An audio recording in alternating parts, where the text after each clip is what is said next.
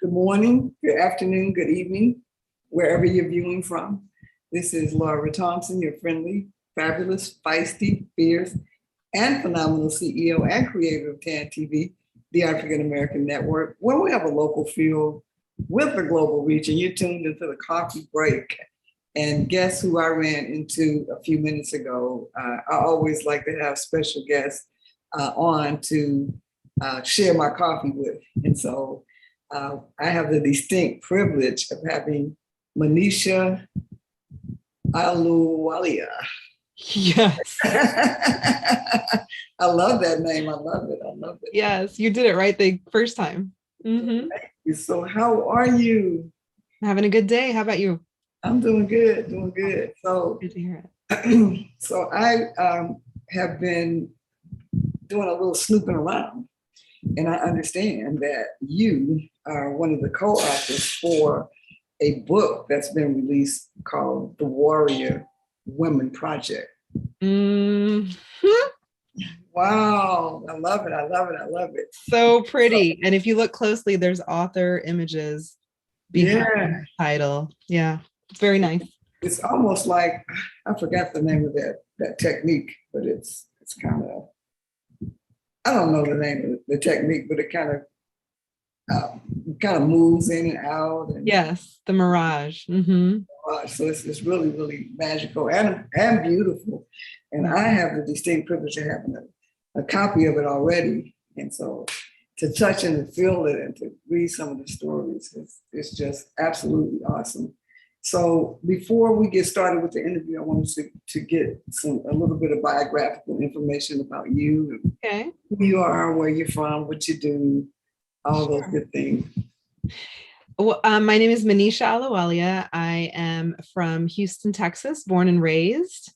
I currently live in Baltimore, Maryland, and I am a life coach for Indians, and I'm an infectious disease physician like Dr. T. Oh, really? Wow. Yeah. Wow. So y'all are pretty popular these days with yeah. things that are going on around the world. Yes. That's right. Pretty cool. So you were born and raised in Houston, Texas. So you're a native Texan, huh? I'm a native Texan. My parents came from India in the 70s. Yeah. Okay. So welcome. Thank you. So you said you are. Can we talk a little bit about your profession and what you do? Yes, I certified as a professional certified life coach as of September 2020. So it's my second career. Wow. Yes, and I've been doing it almost 1 year now. I have my own business, but I'm also an independent contracted coach for other coaching programs. So I coach not only physicians, but also Indians and all the things in between, all the people in between. Wow. And then in addition, as an independent physician, I contract for hospitals and I work at different hospitals that are in need. So I work through an agency. That way I'm not employed anywhere.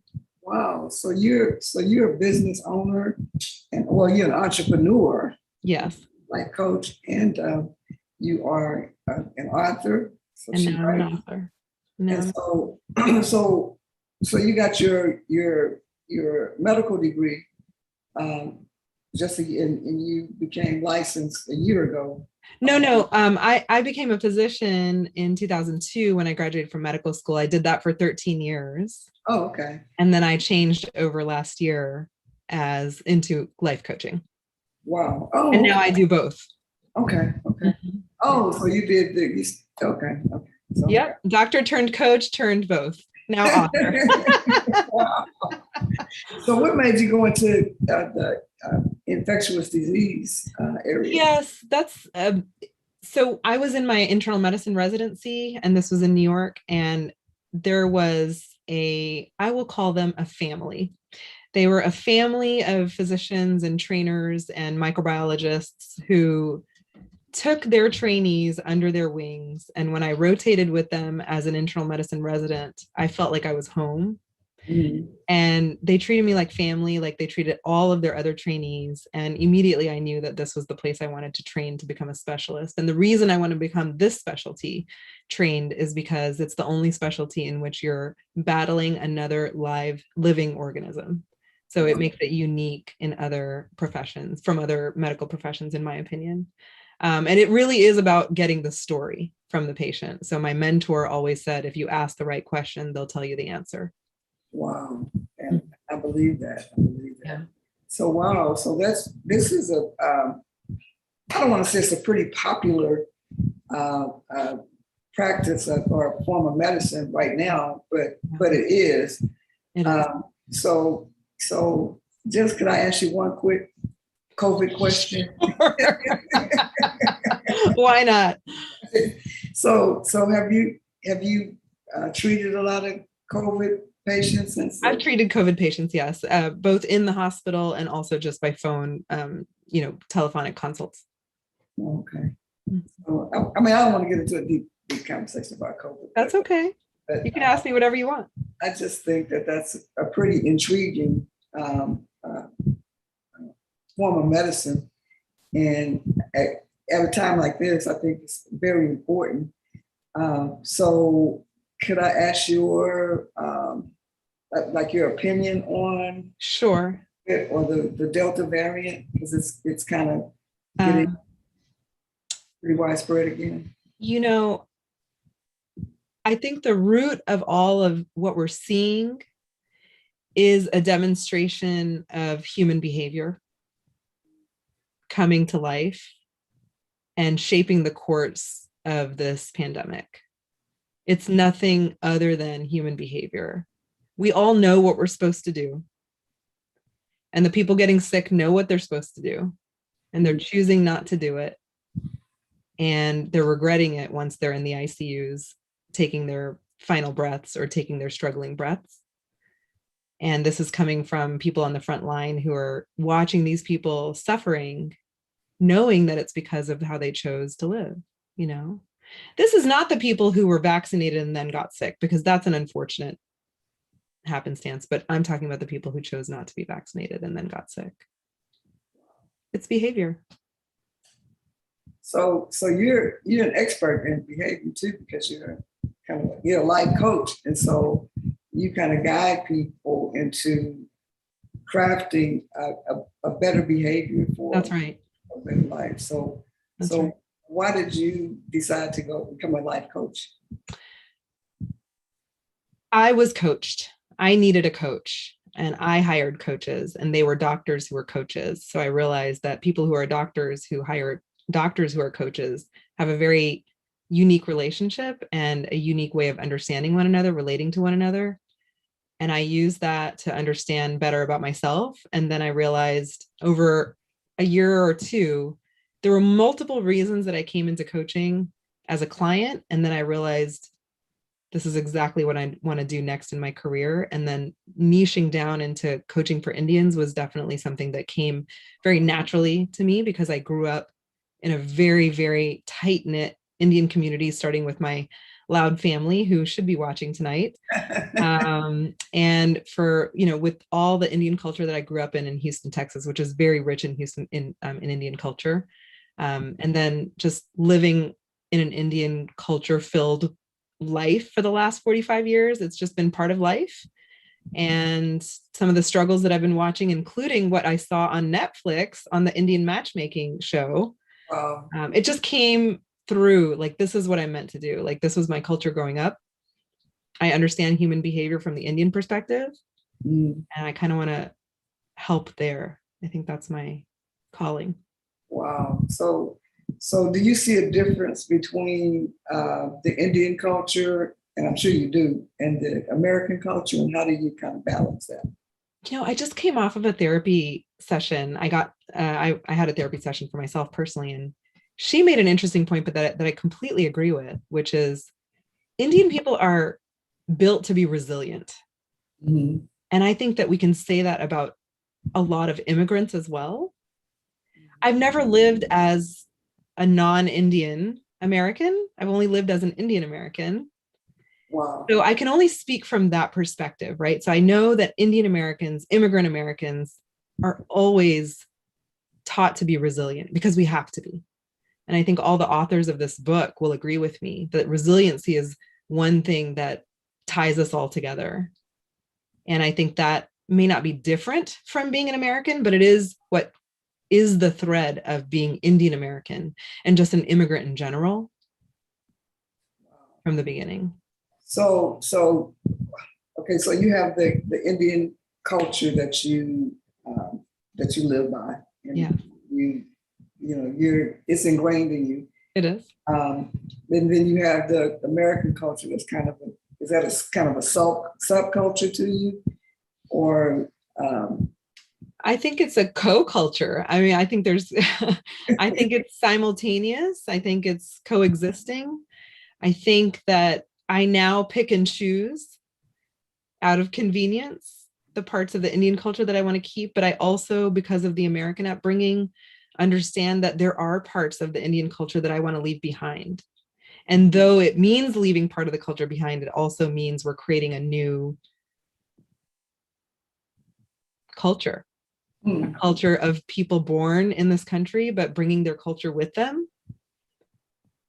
It is an immigrant culture, but it's an immigrant culture of a second and third generation that we're going to see evolve even more. And I like being part of that evolution. So I like picking and choosing which parts I'm going to keep and take. that's pretty awesome. So, Yeah. So in Houston, Mm-hmm. so it's almost like it's a little India. It sounds like There is definitely a little India in Houston. There's a little Nigeria as well, because I know a lot of the co-authors and the founding author of this book is from Nigeria. So they all know Houston.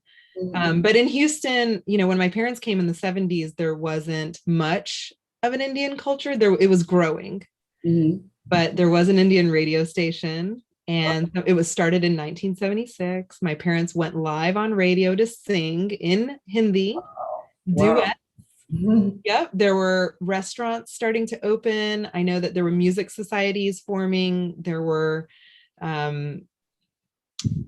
maybe some temples and other things, religious gatherings at that time. But now there's no shortage of anything. In fact, when I got married, we got the horse for our wedding from IndianWeddingHorses.com in Houston.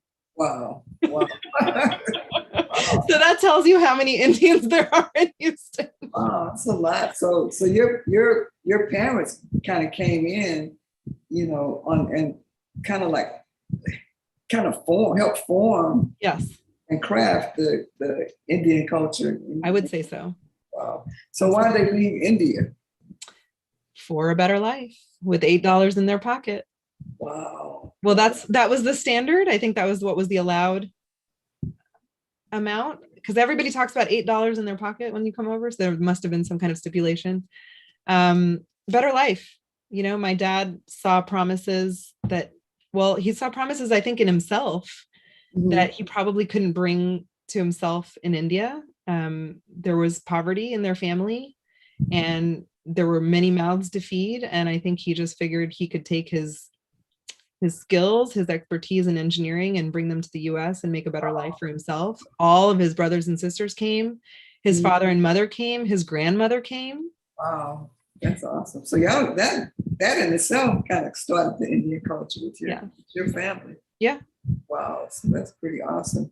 Yeah. So fast forward to now. So you're a life coach. You are a infectious disease physician. I love that. I love that. So what do y'all do? Just kind of, do you look through microscopes and kind of? No. Okay. So yeah, a lot of people ask this question. So we are actually in the hospital. We actually visit with the patients when the primary hospital doctor asks us for a consultation. So we'll go and take a history from the patient. And essentially what we're trying to solve is, why are they infected? With what organism are they infected? What's the proper treatment? And then we assess them as they are being treated. Sometimes we're problem solvers. Most of the time we're problem solvers. And other times we're managing and monitoring their treatment that they're on, because it is a specialty treatment. For example, COVID.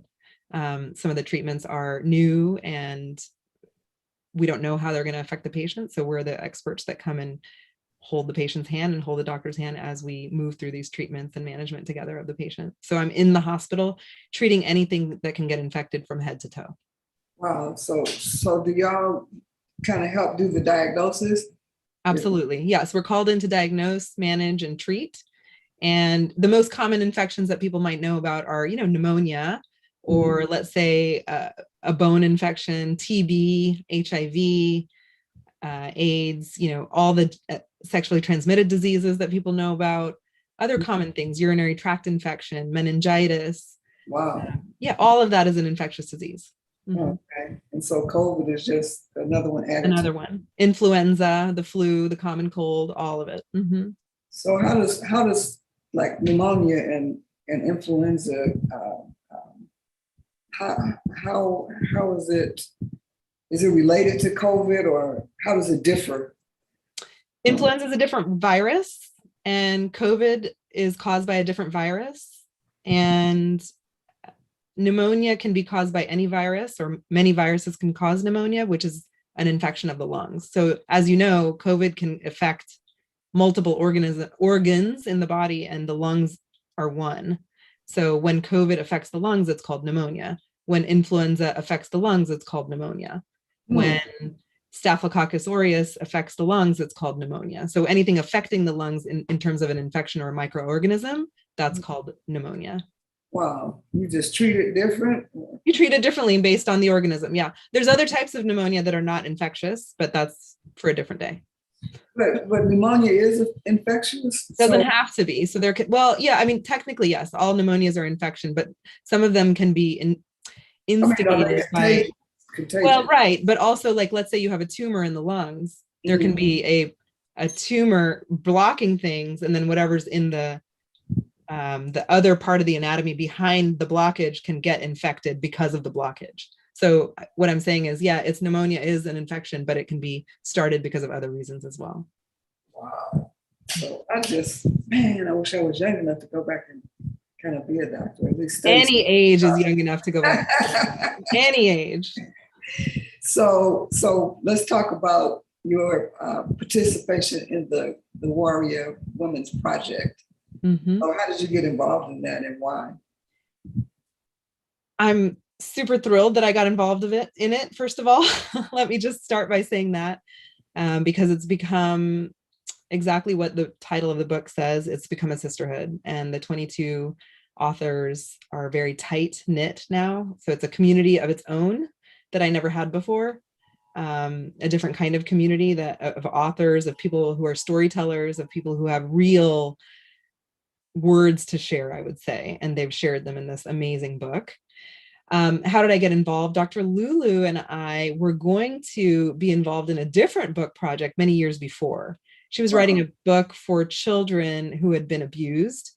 And I know Dr. T talked about this as well in a different aspect. I think there was going to be a podcast, but in the case of Dr. Lulu and I, she was going to do a book, and I had offered a story of an Indian girl who had been abused and molested. I think it was my personal story that I shared with her, but she ended up not putting that book together or not using that story or something, but we stayed in touch. And several years later, here we are, basically connected again in the doctor community on Facebook. And I think she was reaching out to several people in her community, whether they be doctors or otherwise, author communities, doctor communities. And so we connected, she asked, and I said yes. And that was January. And by May, there's this. January of this year? Yes. Wow. I mean, I didn't know it was so soon. No, the brainchild was born many, many months or years ago. And Dr. Lulu will talk to you about that. But she got the band together in January, and this thing was out by May. So that's how fast that happened. Yeah. I know I saw something on Facebook where someone was talking about it, and then all of a sudden this book signing was coming up. Sure. So that's how I learned about the book, and I offered to interview all of the authors leading up to the 25th of September, which is y'all's book launch in San Antonio. We're very, very grateful for these opportunities to be interviewed, because this is how we're going to get the book on every coffee table in the world. Wow. So will you be at the book signing in September on the 25th? I think I'm not available that weekend, but I know it's happening, and I'm going to be cheering them on from the sidelines. Excited. we need to do a live stream from there. Why not? Why not? Yeah, so We that's have the pretty cool. technology now, so why not? Yeah. Um, so can you tell us just a little tidbit about what your story might be about? Sure. Not giving it away. No, that's fine. It starts with me flipping over a table in the dining room due to rage. Mm. It tells the story between that time and today, Mm. and it ends with unconditional self-love. Wow. So it is Wow. meant to be inspiring to the young women and to listen to your inner voice and to trust your intuition Mm. and to lead with love. Wow. Wow. That's very touching. So do you believe that intuition is real and it can really help guide you? I believe it's real for me. I believe that it's always guided me. And I believe we can get lost along the way. And I think we always find our way back to ourselves using our intuition. That's my take on life. I think it's true for most people, whether you're in touch with it or not. I love intuition. It's really been working in my favor a lot this year and part of last year. It's like Absolutely. I'll think of something or feel something and it'll happen, or it's like someone's telling me something and giving me a message. Yes. And then it happens, or that person shows up. Yes. I have two recent stories. If you want me, I'm happy to share a couple of them. Okay. I interviewed for Doctors Without Borders back in 2006, I think was the first time. So it's a 4-day long in-person interview process. And there was a woman there who was interviewing as well. This was in the New York City office for Doctors Without Borders. We were on a break and she decided to practice some acro yoga, which is 2-person yoga. I don't know if that's the technical definition, but that's what she was doing. So it was a pose of yoga shared by 2 people. She was laying on the ground. She was going to put her legs up in the air. She said, I want you to lay your body stomach down, torso down on my feet. So that's what I did. She was laying on the floor with her legs up and I laid my torso directly onto her feet. And she said, okay, now pretend you're like your Superman. So my legs were up in the air and my arms were up in the air. And we stood like that for several minutes. And I came down from the pose and she said, most people don't trust another person the way you've trusted me. Mm-hmm. And she also said, you have this light around you that is like an aura. Wow. So I carried that with me for the last, 15 years from whenever it was that she said it. And recently I saw her on LinkedIn, where I very rarely go. So I was promoting the book, in fact, on LinkedIn, and I saw her post. I wrote to her a message. I've never spoken to her since 2006. And when I wrote the message to her, she wrote back immediately. She said, you won't believe it. I just had a dream about you last night. Wow. And you had a light around you as you were walking up a hill and nothing had changed about you. Wow. I can see the light. Thank you. Wow. And we had not communicated since 2006. Wow. That's crazy. That's not the universe, right? If that's not intuition, I don't know what is. So I mean, I haven't even been, well, I meditate, but I haven't really, practiced getting in touch with my intuition. It's just, but it always speaks to me. Yes. It always gives me messages if something is going to happen, or it's just crazy, but I like it. Yeah. Crazy and also expected, because I think it's here for everyone. Well, this has been a great conversation. You are tuned into the Coffee Break on TAN-TV, the African American Network, where we have a local feel with a global reach. And I'm here with the amazing Dr. Manisha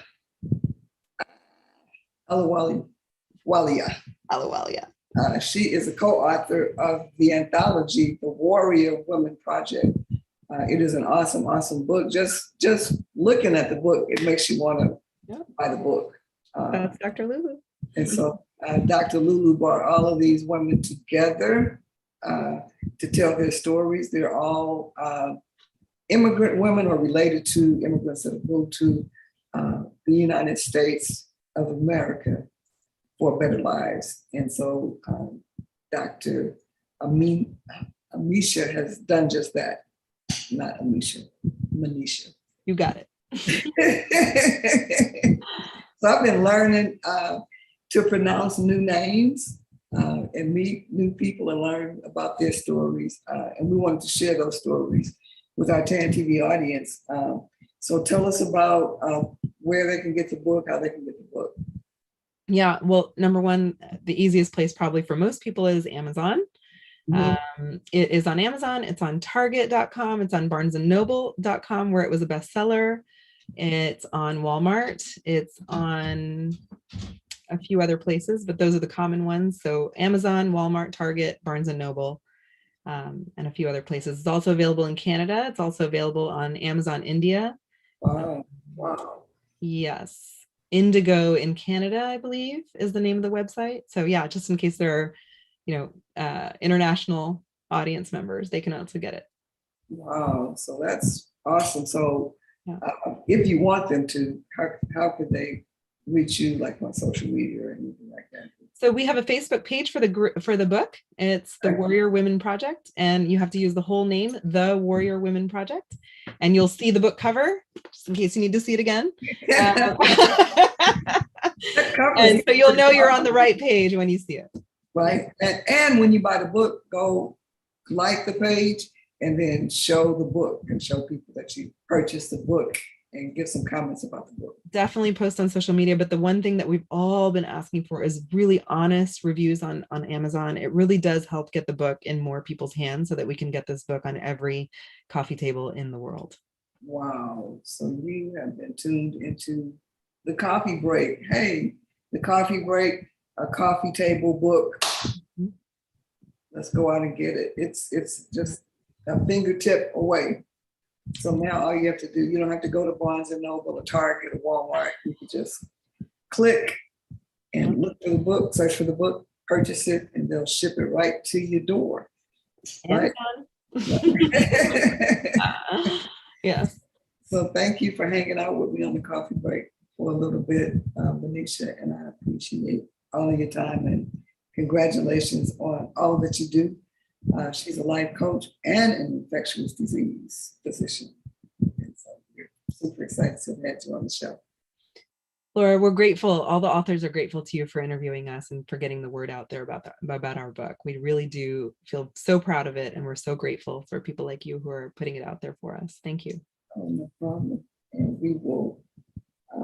I'll see the ones that are in San Antonio at the book launch on September 25th. So we'll be talking more about it leading up to it. Amazing. I wish you well in all of your endeavors. Thank you so much. Thank you. Bye-bye. Have a good night.